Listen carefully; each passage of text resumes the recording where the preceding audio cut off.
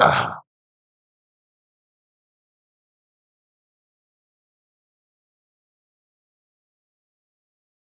And you know what I'm saying? Like, it was really there. Lodge, what's good, my brother? It was therapeutic, wasn't it? It was therapeutic, man. We was on our grown man shit. We was in our grown man bag. You know what I'm saying? Got a lot of great information out.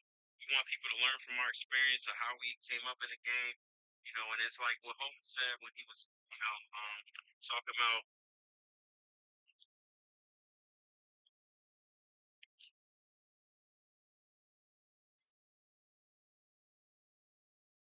people to learn from our experience and how talking about, uh, you know, cutting the time in half for the how to trim the fat.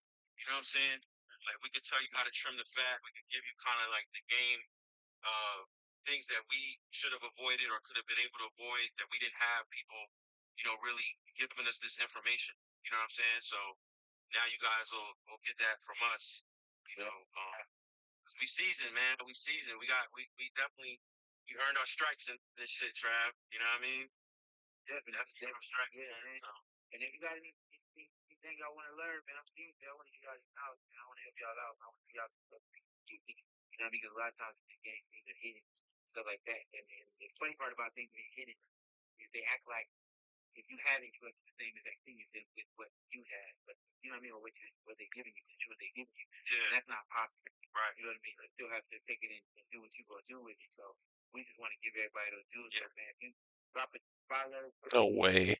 drop a DM, let us know topics you're struggling with, any gray areas or weird areas in the industry, anything going on. Yeah. You know what I mean? Reach out and let us know, man. We're constantly giving it. Like you said, we're building this from the ground up, man, brick by brick. And it's coming along pretty good. No, it is. It is. Like I say, man, we had a great run this last season. You know, we had some amazing conversation with Lenny S. No way. With, E-Mix, with Brother Varsity over at Fox Lane. Some sample talk with Ron. Giving us these samples, if you can't get your samples clear, you're working on your track, trying to figure out, you're dealing with it, because I know it's frustrating, man. It's frustrating when these labels, you do a song and then think the song is on the album, but the day the album comes out, the song is the album. Right. It's all up to them. Right. So we're checking on stuff like that here and everything. Exactly. Exactly. So somebody asked a question. Hold on. You got it. You see. Uh, who usually sends the files to the mastering engineer? That's normally whoever mixes the record. Yeah. Whoever mixes the record, you know what I'm saying? That's who sending files to mastering. They're sending a reference mix, so they get an idea of what they're trying to get to, and then the mastering engineer's job is to either, you know, match it or beat it. You know what I'm saying?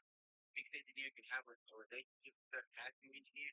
And so if you're sending it to this mix engineer, okay, well, we're going to Dude, this is fucking crazy. And then there's sometimes where if the mix engineer is a new up and coming engineer, Please. they don't have a relationship with the mastering engineer, so the label is one. Will have the relationship with the mastering engineer, so after all the files are still delivered by the mix engineer, they send it to another mastering engineer. So sometimes it should be delivered to the mastering engineer from the label, but most of the time, like Cruz said, most of the time it comes from the mixing engineer. Yeah, for sure, for sure. If it's like you said, if it's like a new up and coming, or even if it's like, for example, I just did a mix like a week or 2 weeks ago, and the label had whoever they wanted to deliver the master to, so I sent them the reference master and the non-mastered file to the rep at the label, and then they sent it to the mastering engineer. So it really just depends on the situation. Typically, I try to see the I've had late in the master out, send it to a mastering engineer, and the artist not even rock with it. Yeah. It's like, yeah, you want it. Typically you want to kind of know who's dealing with your files, like all the way down to mastering. You know what I'm saying? Like whoever the mixing engineer is that you go with, or if you do it yourself, you want to know who's handling the mastering. Normally you have that relationship. You know what I'm saying? Like I usually go with Colin or Jess. This kind of looks like my real life car. Fuck. Good thing I'm not driving in real life.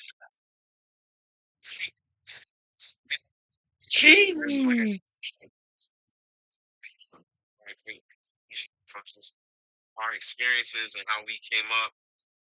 But a lot of joy like the Lenny episode. He was talking about How are you still about alive, Buzz? you know art of A&R. You know What? what I mean, and kind of like where the game is at. So there's a lot of art, like a lot of gems you're gonna get from Lenny, and then Cannon tells stories. Cannon telling stories he never told nobody before. So it's a lot of great information from the Cannon joint that's like super exclusive, which I'm real excited about. You know what I mean? Me, I had to say, for me, I would have to say it's the sampling episode was very intuitive. That one was that one. Trust me, you're gonna walk away learning some stuff about you know what I mean your approach to how you pick your sample. Right, and then it was also like you just said, the Canon episode was Bro, also what am I doing? where Fuck. was ESD from engineering, Jing from engineering that we use in our regular life. So you gotta tune into that one. Talk about a lot of things that carry over from our engineer career into our regular life, or you know what I mean, and stuff like that. So that's pretty cool. So right, yeah, man. So topics like that. Yes, sir. That's yeah. Man, what else? I mean, we talked about a lot of great things, bro. Like we covered a lot of ground. Um, you know, so I'm just excited to just get it going. You know what I mean? Like episode one from season two dropping Tuesday. Dropping Tuesday. We're giving y'all content every day leading up to these episodes. We're dropping 52 weeks straight. Literally, we got a bunch of episodes we shot. We're gonna do a episode. Me and Trav is gonna jump on with the homies over at Audio Nerd. And yeah, that's it. If there's any other collab podcast that you guys would like to see, also hit DM as well. That's another thing. We're gonna collab with a few podcasts coming up. Like you mentioned, Audio Nerd, but it's gonna be quite a few coming up. So we're gonna be dropping them gems, man. So definitely the ground. Yeah, we're making our round podcast. Like to see. Yep.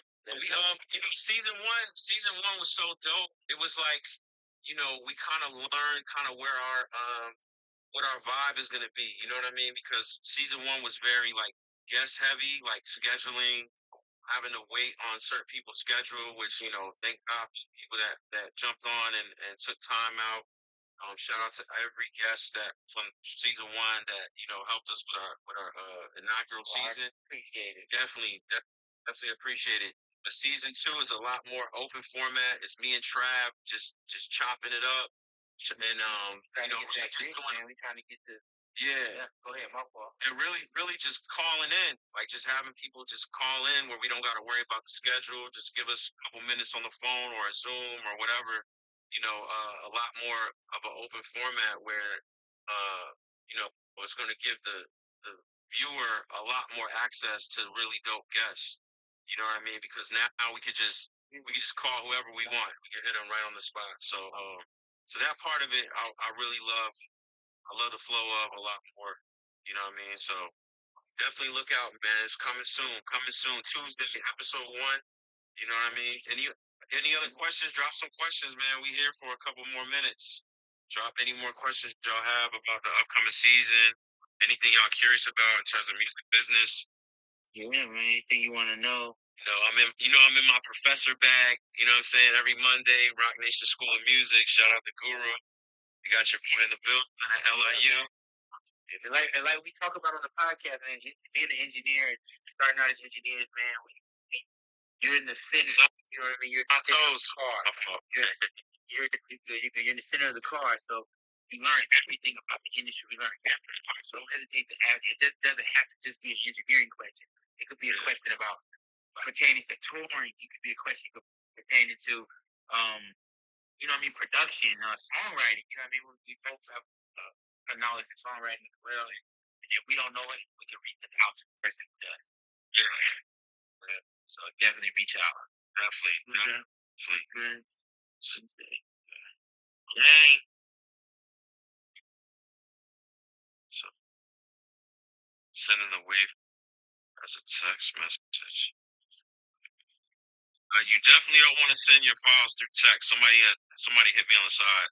Definitely don't want to send your files through text. They were asking about sending files. Yeah, unless you just send it like the beat with like the file to turn in for a mix, yeah, you don't want to send those.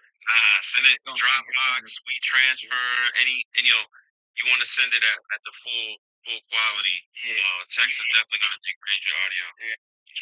And the way to look at that. Yeah, Jeff, what's up, Jeff? Coming to Brazil. Yeah, we on our way, man. And the way to look and it's like a full pixelated TV.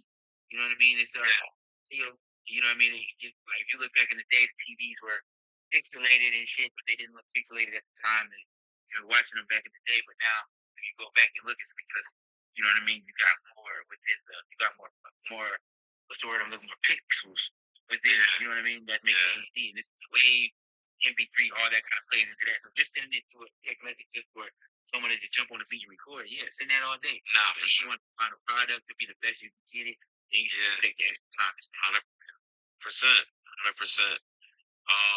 What's the points on a record in music? This is a good question, bro, because it actually depends on your leverage. It depends. I'll tell you the standard that normally come across our desk. Yo, bands was good.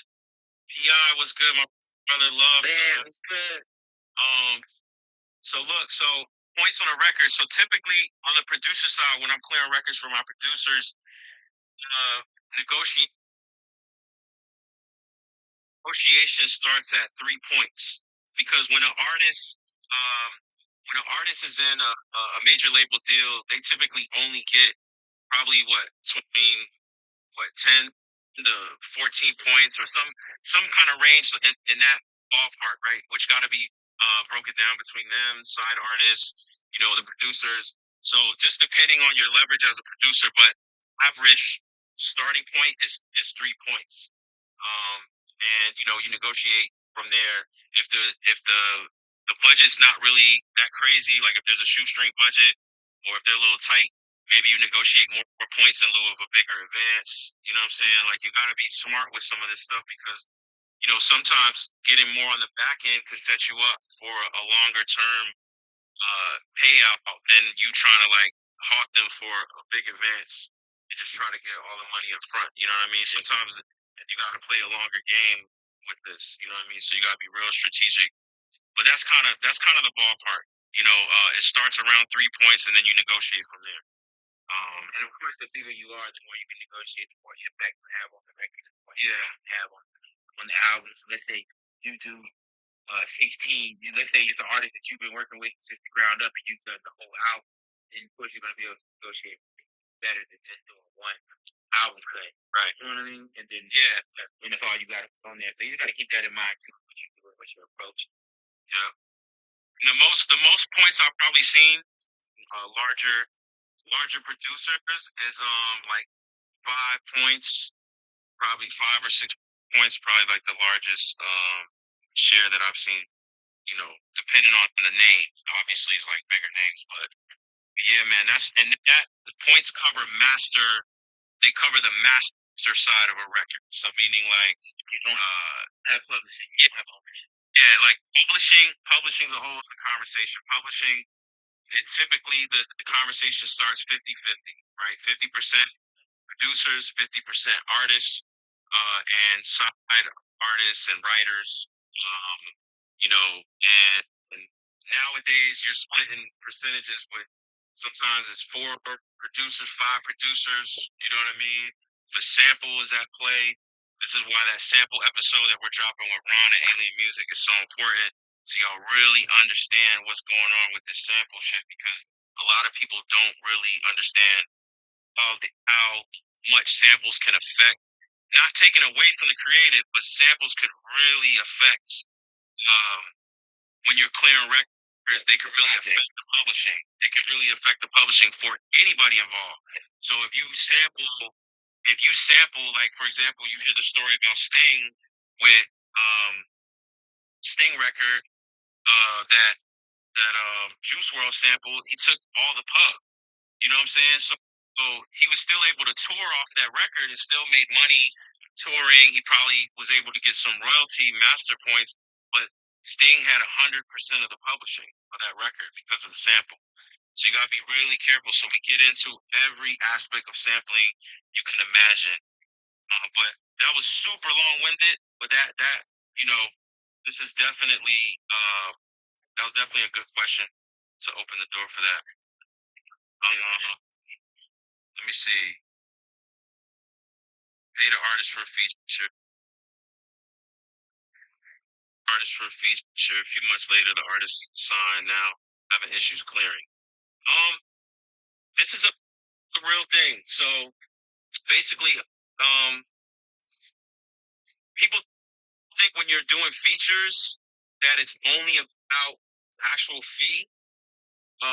And what you have to keep in mind, if the artist is signed to a situation, their label can control the release of a particular record. So you might pay an artist a certain amount of money, and if they do end up in a deal, you now have to worry about clearing it through the label. So you have to get proper clearance from their label, from their partners. So paying them their fee is one part of the process. Actually getting clearance to put the record out, getting clearance to be able to promote it, certainly on DSPs where it could potentially connect to their account as well. So like you go to the side artist, other feature artist.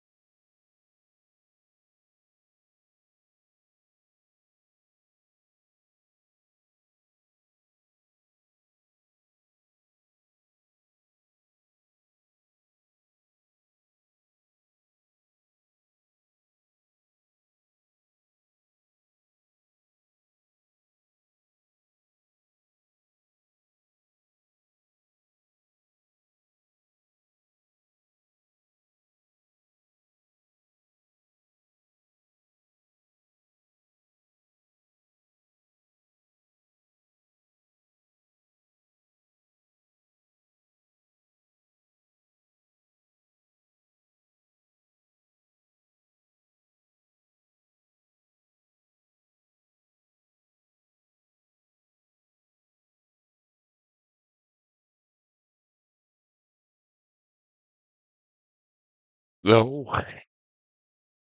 Holy fuck. No way.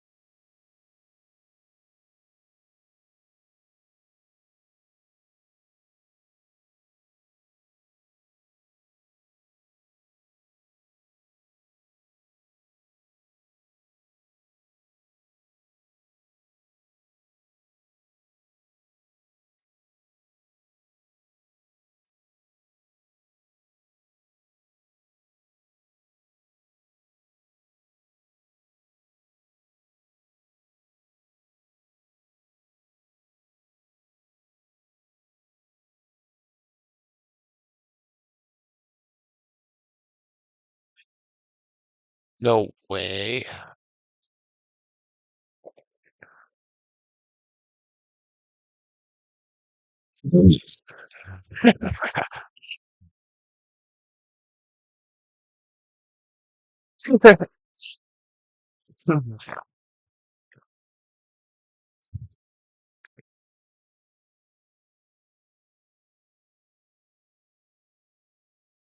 Hey, hey. You think your old ass is gonna defeat me?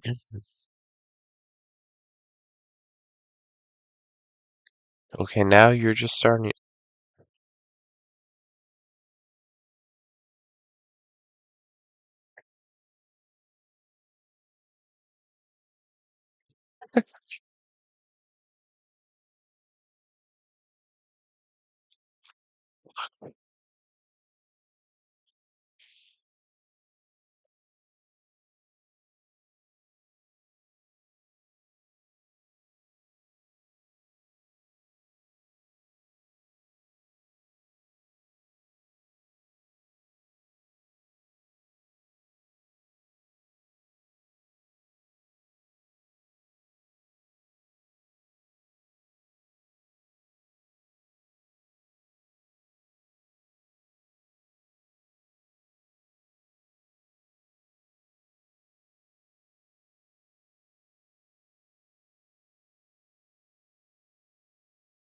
Give me a fucking break.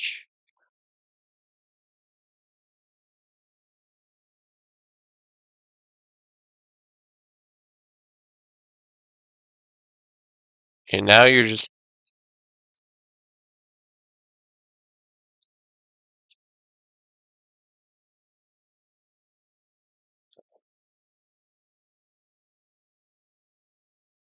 yes.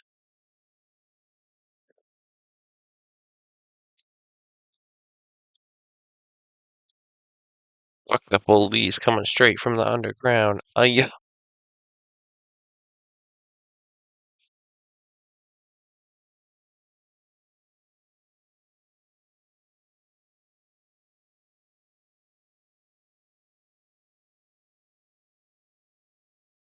Sorry, my one viewer, but I can't.